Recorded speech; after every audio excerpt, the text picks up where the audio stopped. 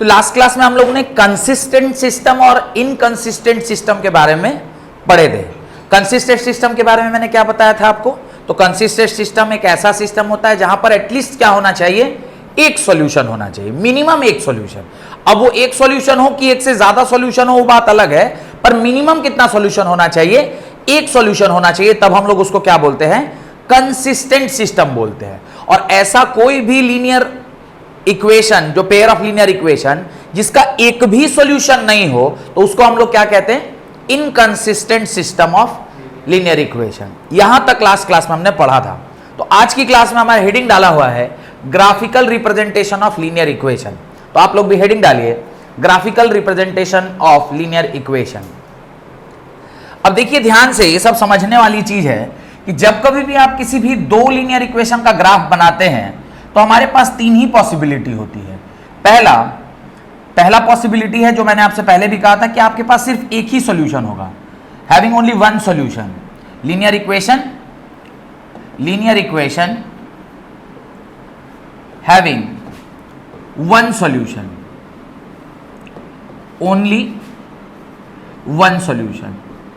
और जब एक सॉल्यूशन होगा तो जो उसका ग्राफ है वो कैसा बनेगा पता है?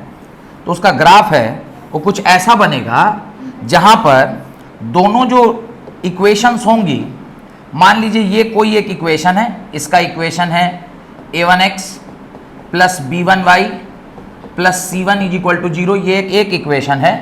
और कोई एक दूसरा इक्वेशन है, मान लीजिए ये इस प्रकार का कोई दूसरा इक्वेशन है, दूसरी लाइन है, जिसका इक्वेशन है a2x plus b2y plus c2 is equal to 0। ये दोनों इक्वेशन जैसा कि आप देख सकते हैं किसी एक ही पॉइंट पर क्या कर रहा है, इंटरसेक्ट कर रहा है। जो पॉइंट पर दोनों लाइन इंटरसेक्ट करता है उसका जो x कोऑर्डिनेट होता है और जो उसका क्या होता है, y कोऑर्डिनेट होता है, वही उस पर्टिकुलर पॉइंट का क्या कहलाता है, सॉल्यूशन कहलाता है। तो अगर linear equation having one solution है तो यहां पर both the equations will intersect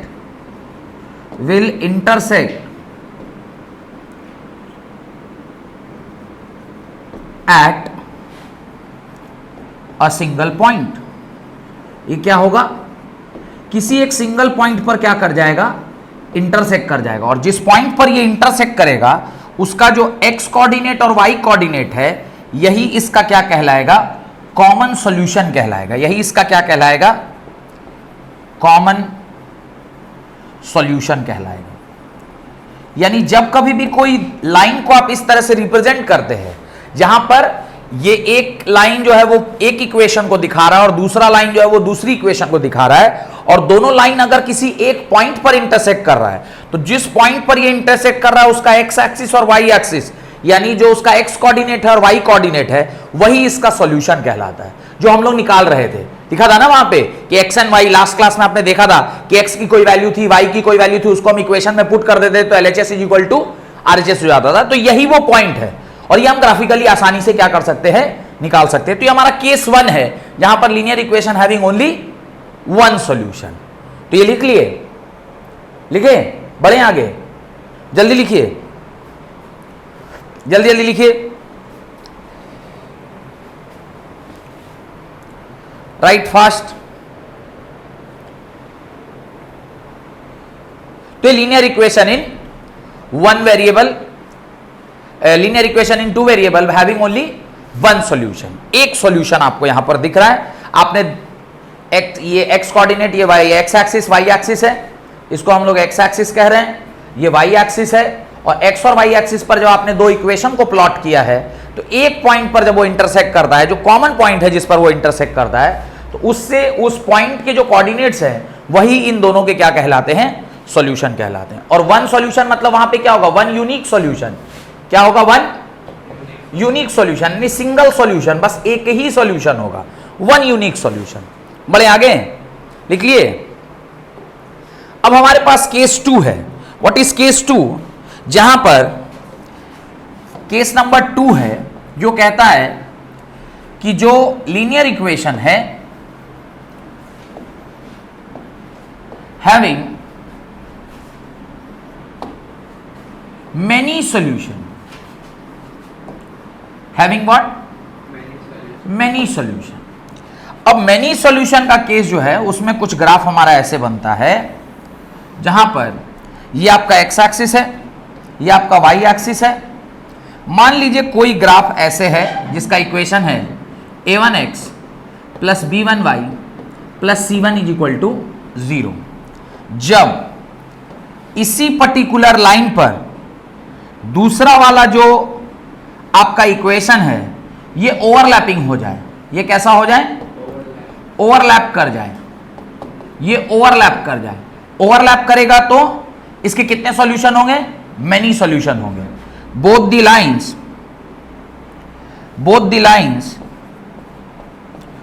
both the equations represented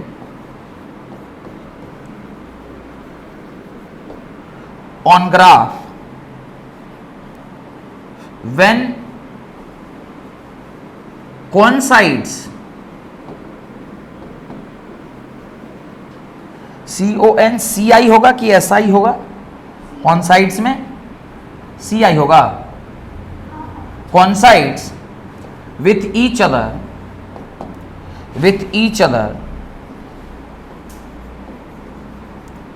या overlapping in nature, या overlapping in nature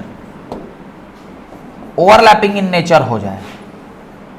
Both the equation represented on a graph when coincides with each other or overlapping in nature, it has many solution. It has many solution. तो graph कैसे होने चाहिए? Overlapping हो जाएंगे तो उसके many solutions होंगे. Graph is overlapping. Overlapping अगर आपका ग्राफ आ गया इसका मतलब ये क्या है? मेनी सॉल्यूशन का केस है. इसमें कितने सॉल्यूशन होंगे? Infinitely many solution. Many solution मतलब कितने? मेनी सॉल्यूशन मतलब इनफाइनाइटली मेनी. Infinite solution. कितने होंगे इसकी गिनती नहीं है. मेनी मतलब infinite. There are infinite solution. एक दो सॉल्यूशन नहीं है, इनफाइनाइट सॉल्यूशन है. लिख लीजिए जल्दी से इसको भी. Case 2 linear equation having many solution. Many मतलब इनफाइनाइट सॉल्यूशन. मेनी मतलब इनफाइनाइट सॉल्यूशन. एक दो सॉल्यूशन नहीं होगा, इनफाइनाइट नंबर ऑफ सॉल्यूशंस होंगे. और ऐसा तभी होगा जब दोनों लाइन कैसे होंगे? ओवरलैपिंग होंगे. ओवरलैपिंग मतलब एक के ऊपर एक चढ़ा हुआ होगा. तो सेकंड केस क्लियर हुआ. पहला केस क्या था? फर्स्ट केस था जहां पर लाइन कैसे थे? इंटरसेक्टिंग इन नेचर थे. इंटरसेक्टिंग मतलब किसी एक पॉइंट पर क्या कर रहे थे? इंटरसेक्ट कर रहे थे. इंटरसेक्ट करेंगे तो जो पॉइंट पर इंटरसेक्ट किया है उसका X coordinate and Y coordinate is the solution. Where जब हम केस नंबर 2 देख रहे हैं तो केस नंबर 2 में दोनों लाइन कैसे हैं? ओवरलैपिंग है. आपस में एक दूसरे के ऊपर क्या है? ओवरलैप्ड है. ओवरलैप्ड है तो हर एक कोऑर्डिनेट, यहां से जितने भी कोऑर्डिनेट है एक्स वाई के सारे ही इसके सॉल्यूशन होंगे. जिस कोऑर्डिनेट पर दोनों लाइन मैच माने दोनों लाइन मीट करता है वही उसका आंसर होता है. यहां पर तो हर एक पॉइंट मैच कर रहा है तो यहां पे कितने सॉल्यूशन हो जाएंगे? इनफाइनाइट नंबर ऑफ सॉल्यूशन हो जाएंगे. अब आइए पेज केस नंबर 3 पर. केस 3 है linear equation having no solution. कितने सॉल्यूशन होंगे? No solution. एक भी सॉल्यूशन नहीं होगा तो उसका ग्राफिकल रिप्रेजेंटेशन कैसा होगा? एक भी सॉल्यूशन नहीं होगा तो उसका ग्राफिकल रिप्रेजेंटेशन कैसा होगा? ये मान लीजिए कोई लाइन है, ये मान लीजिए कोई लाइन है जिसकी इक्वेशन है a1x plus b1y plus c1 is equal to 0. और एक और लाइन है जो ऐसी बनी हुई है, यहां पर इसको मैं a2x plus b2y plus c2 is equal to 0. आपको क्लियरली दिख रहा होगा कि ये दोनों लाइन कैसी हैं? पैरेलल हैं. तो यहां पे लिखा when linear equation linear equations represented on graph becomes parallel to each other, parallel to each other, आपस में लाइंस कैसे हैं, पैरेलल टू ईच अदर है, then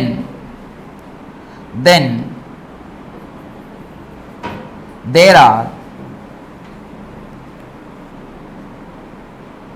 no solution present for these equations,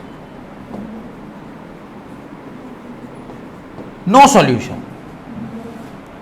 no solution. Line कैसे हैं, parallel lines, कैसे हैं, parallel lines. और पैरेलल लाइंस का क्या मतलब होता है, नो सॉल्यूशन। पैरेलल लाइंस का मतलब होता है नो सॉल्यूशन। यानी हमारे पास तीन केस बन गया है। पहला, intersecting line one solution, overlapping line many solution, parallel lines no solution. लिख लिए ये वाला, जल्दी लिखिए। लिख चुके हैं, बढ़े आगे, जल्दी लिखिए।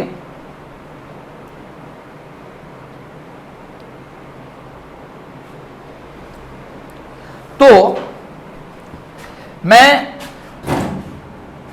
क्या ऐसा कह सकता हूं कंक्लूजन कि हमारे पास तीन ही केस हैं।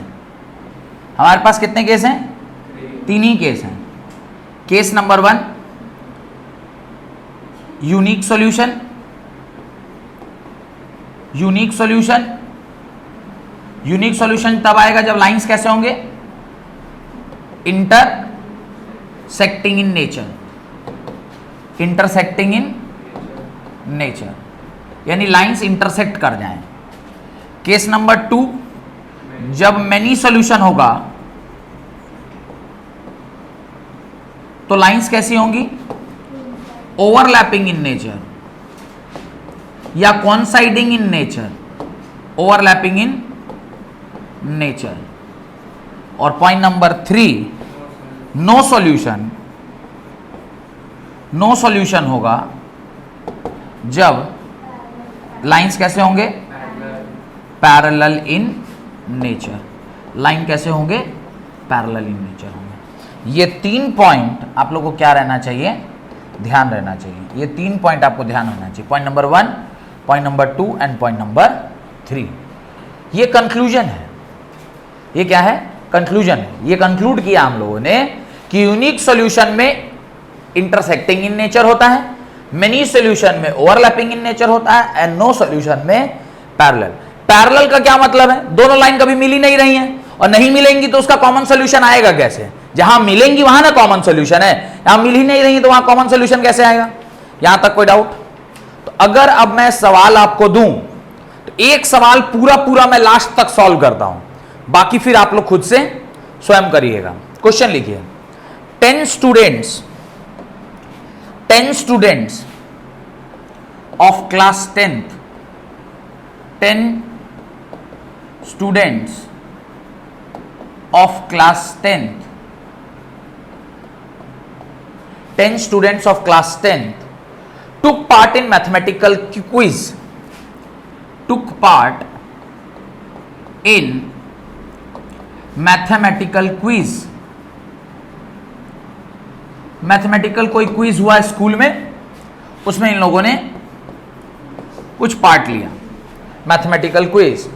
If the number of girls is 4 more than the number of boys, if the number of girls is 4 more than the number of boys, the number of boys, number of boys, represent this situation algebraically and graphically. तो आपको क्या कह रहा है, represent this situation algebraically and graphically,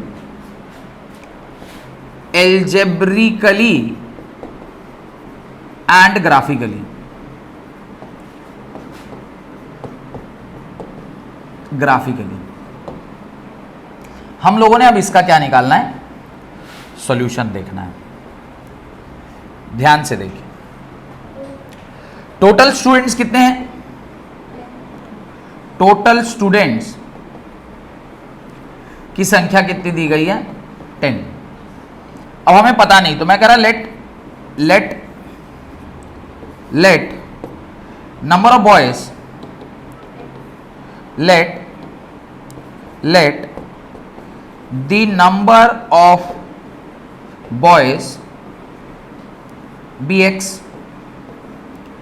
इसको हमने क्या लिया, नंबर ऑफ बॉयज को क्या ले लिया, एक्स ले लिया। तो the number of girls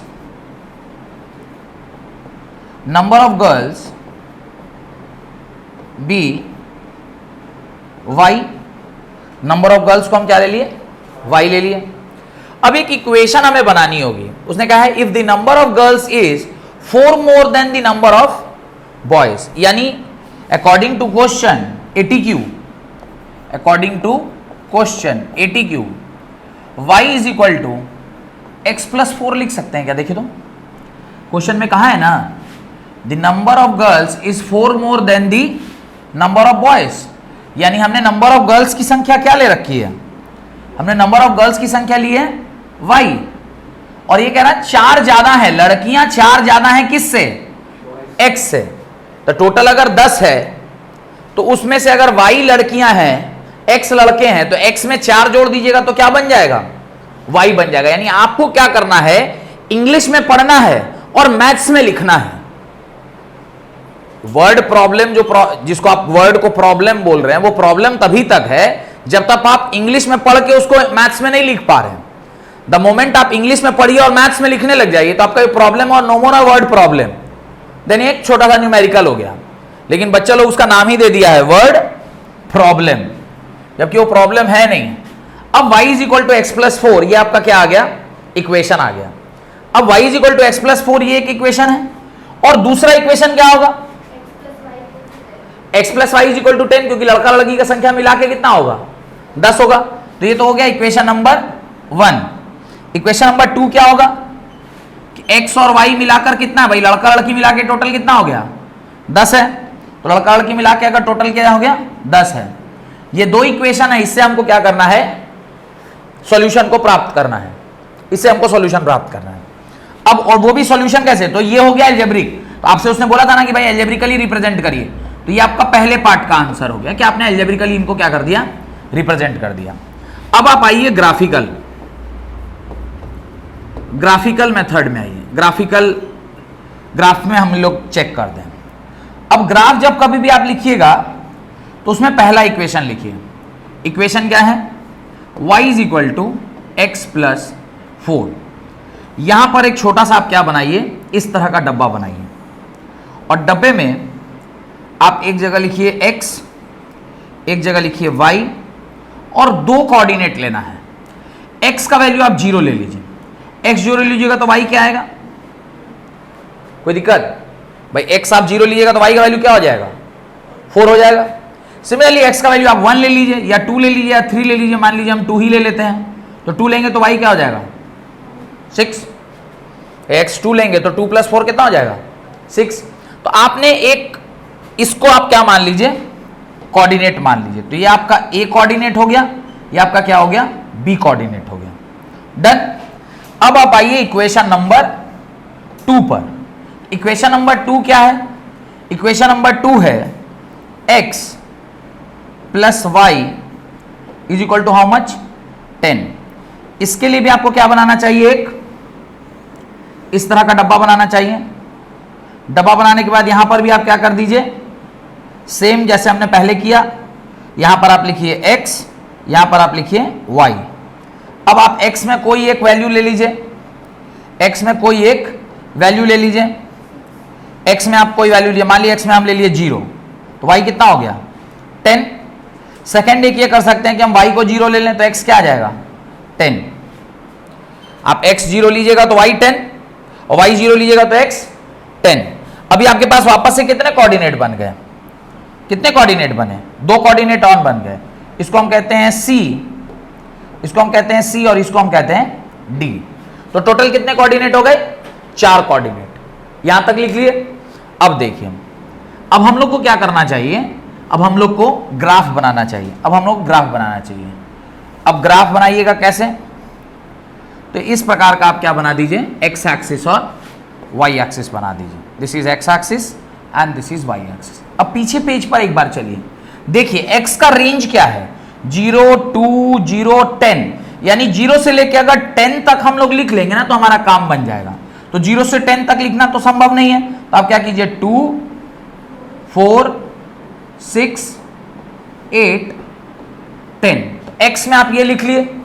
similarly आप वाई का रेंज देखिए, 4, 6, 10, 0, यानी इसमें भी अगर हम 2 से लेकर 10 तक ले लेंगे तो मेरा काम बन जाएगा। तो आप यहां पर भी वाई में भी क्या ले लीजिए, 2, 4, 6, 8 और यहां कहीं पर 10। कोई दिक्कत? ऐसा नहीं कि इस साइड नहीं लेना है, इस साइड आप लिख लीजिए, पर इसका हमें काम नहीं पड़ेगा। इस साइड का और नीचे वाले का हमें काम नहीं पड़ेगा, इसका काम हमें नहीं पड़ेगा, पर लिख लीजिए। ग्राफ में तो सभी बनाना पड़ता है। अब आप क्या कीजिए, एक एक करके, पहला कोऑर्डिनेट क्या है? 0, 4, तो x0 y4 यहां पर पड़ेगा, इसको आप a नाम दे दीजिए, ठीक है। पहला कोऑर्डिनेट क्या है? 0, 4, तो आपने और दूसरा कोऑर्डिनेट देखिए क्या है? व्हाट इज द दूसरा कोऑर्डिनेट?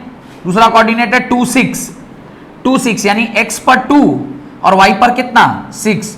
2, 6 कहां पड़ेगा? यहां पड़ेगा। तो a और b जो अपना कोऑर्डिनेट था उसको हमने यहां प्लॉट कर लिया है। b कोऑर्डिनेट जो था वो 2, 6 था। अब हमने एक यहां पर क्या बना दिया? स्ट्रेट लाइन बना दिया। तो एक स्ट्रेट लाइन ये बन गई और दूसरी स्ट्रेट लाइन ये बन गई। ये ऐसे बनी है कि जब हमने ये दोनों कोऑर्डिनेट को भी क्या कर दिया, वहां प्लॉट कर दिया। एक तो यहां पर c कोऑर्डिनेट था और दूसरा d कोऑर्डिनेट था। तो c और d कोऑर्डिनेट को जब हमने इस प्रकार से क्या कर लिया, प्लॉट कर लिया, आप देख पा रहे हैं कि दोनों जाकर कहां पर कॉन्साइड किया है? एक पर्टिकुलर पॉइंट पर कॉन्साइड कर गया। जिस पॉइंट पर ये कॉन्साइड किया है यही इसका क्या होगा? सॉल्यूशन होगा। तो यहां ग्राफ से जो इसका x कोऑर्डिनेट है, आप यहां देख पा रहे होंगे ये 3 पर मिल रहा है और इधर ये किस पर मिल रहा है? 7 पर। तो ये जो कोऑर्डिनेट है उसका, ये जो सॉल्यूशन होगा इसका, वो क्या होगा? 3, 7। तो आप देख पा रहे हैं ये दोनों लाइन कैसी हैं? इंटरसेक्टिंग इन नेचर है। और इंटरसेक्टिंग नेचर है इसका मतलब एक इसका सिंगल यूनिक सॉल्यूशन आएगा। अब यहां पर हमने x किसको माना था? तो आप क्वेश्चन में जाकर पीछे चेक करिए, आपको दिखाई देगा हमने नंबर ऑफ बॉयज को क्या माना था? x माना था। तो अगर नंबर ऑफ बॉयज को हमने x माना है तो आपका जो आंसर होगा उसमें नंबर ऑफ बॉयज को आप क्या लिख दिए? वही लिखे हैं जो आपका x कोऑर्डिनेट आया है, और जो नंबर ऑफ गर्ल्स हैं वो क्या है? 7 है।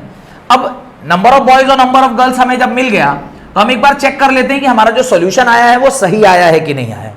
तो सही आने के लिए हम दोनों इक्वेशन लिखे थे, एक तो था x + y = 10 और दूसरा था y = x + 4। आप x और y की वैल्यू पुट करिए, 3 + 7 = 10 और 10 = 10। तो यहाँ पे LHS किसके बराबर आ गया? RHS के बराबर आ गया। और एक बार LHS RHS के बराबर आ गया, यानी जो इक्वेशन आपने लिया है और उसका जो सॉल्यूशन आपने निकाला है वो 100% क्या है?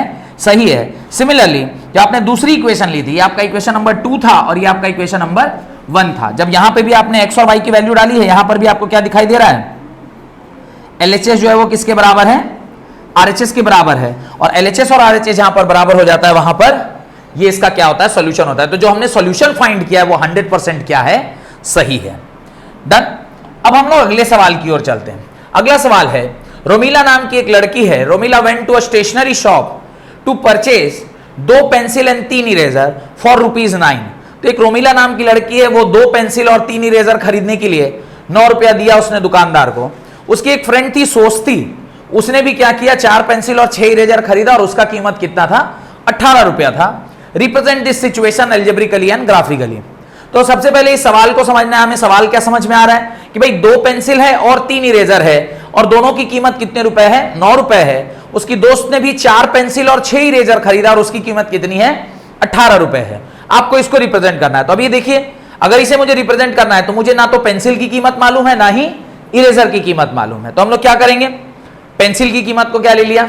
x ले लिया और इरेजर की कीमत को क्या ले लिया, y ले लिया। जब इनको हमने लिया तो आपका इक्वेशन क्या निकल के आया, 2x plus 3y is equal to 9 and 4x plus 6y is equal to 18। क्यों? तो ध्यान से देखिए, जब हम लोग इक्वेशन लिखते हैं तो इस साइड ये x जो है इसका दाम है और नंबर से मल्टीप्लाई कर देंगे तो टोटल दाम ऑफ पेंसिल आ गया, ये टोटल दाम ऑफ इरेजर आ गया। और पेंसिल और इरेजर की कीमत को जब जोड़ेंगे तो टोटल पैसा आना चाहिए जितना हमने खर्चा किया है। तो ये 2x plus 3y is equal to क्या आ गया, 9 आ गया, और 4x प्लस 6y कितना आ गया, 4x प्लस 6y कितना आ गया, 18 आ गया। तो ये हमने क्या लिया यहां पर, ये हमने दो इक्वेशंस ले ली और इसी इक्वेशन को हमने ऐसा भी लिख दिया है, बाद में देखते हैं इसका क्यों ऐसा लिखा है। अब आगे देखिए, जब हम लोग इस इक्वेशंस को ग्राफिकली रिप्रेजेंट करेंगे तो ग्राफिकली रिप्रेजेंट करने के लिए मैंने आपको बताया है कि आप क्या कर लीजिए, दो कोऑर्डिनेट ले लीजिए। एक बार हमने क्या किया, x की वैल्यू 0 डाल दी, x की वैल्यू 0 डाली तो 2 into 0 0, 3y is equal to 9 तो y 3 आ जाएगा। दूसरे टाइम पे हमने x की वैल्यू 3 ले ली तो ये हो जाएगा 3 2 जा 6, यहां कैलकुलेशन करके भी दिखा दिए, 2 into 3 that is 6 plus 3y is equal to 9, solve कीजिएगा तो ये 3 का वैल्यू 1 आ जाएगा। तो ये एक कोऑर्डिनेट आ गया, ये दो कोऑर्डिनेट आ गया। सिमिलरली हमने दूसरे इक्वेशन को भी लिखा है और यहां से भी हमने कोशिश किया है दो कोऑर्डिनेट को क्या करने का, निकालने का। यहां से भी हमने दो कोऑर्डिनेट निकालने का कोशिश किया है, दो कोऑर्डिनेट हमने निकाला है। तो ये भी एक कोऑर्डिनेट है c और ये है d।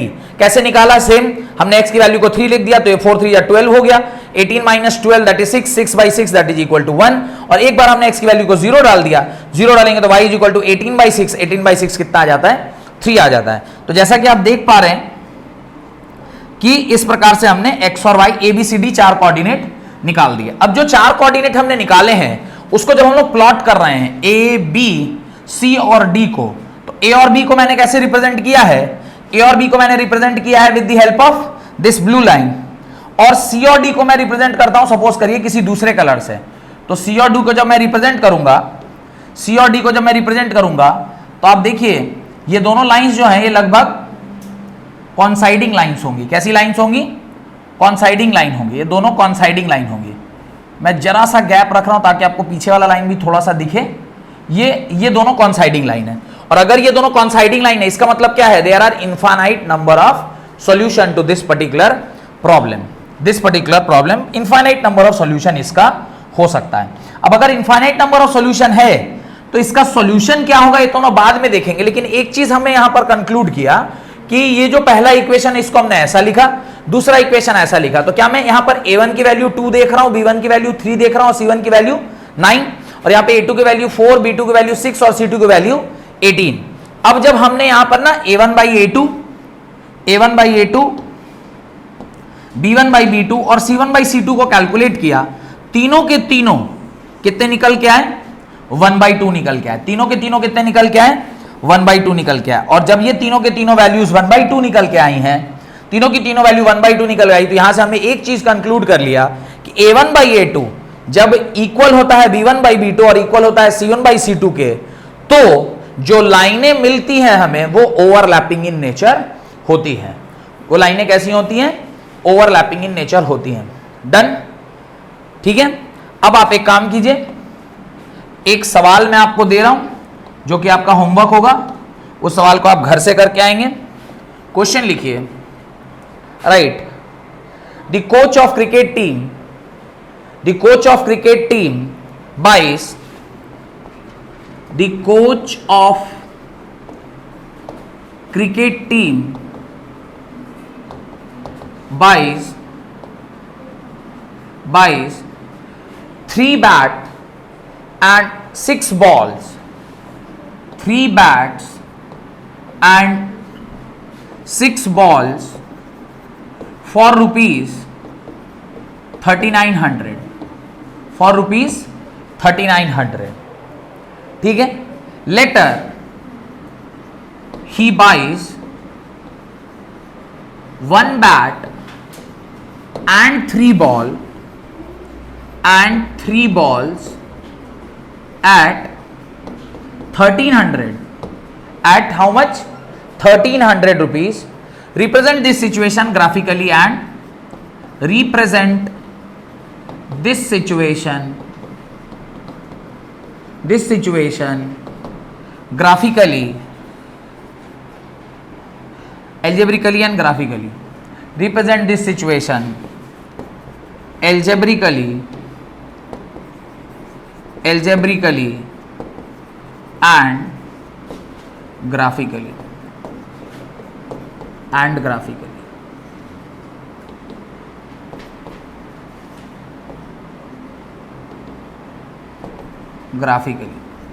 आपको इसको रिप्रेजेंट करना है algebraically and graphically.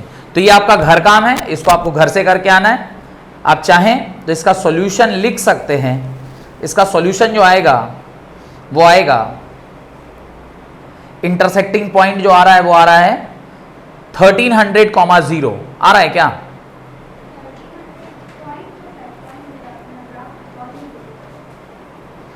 Two equations are intersecting at a point 1300,0. 1300,0 का क्या मतलब है?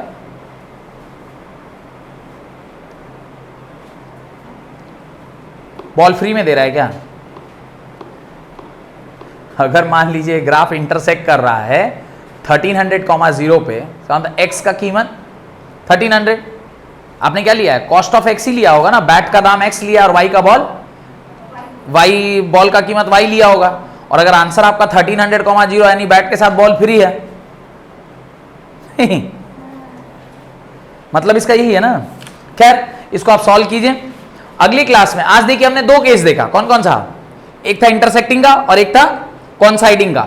अगली क्लास में पैरेलल के ऊपर एक सवाल करेंगे और इसका भी आंसर इंटरसेक्टिंग ही आएगा।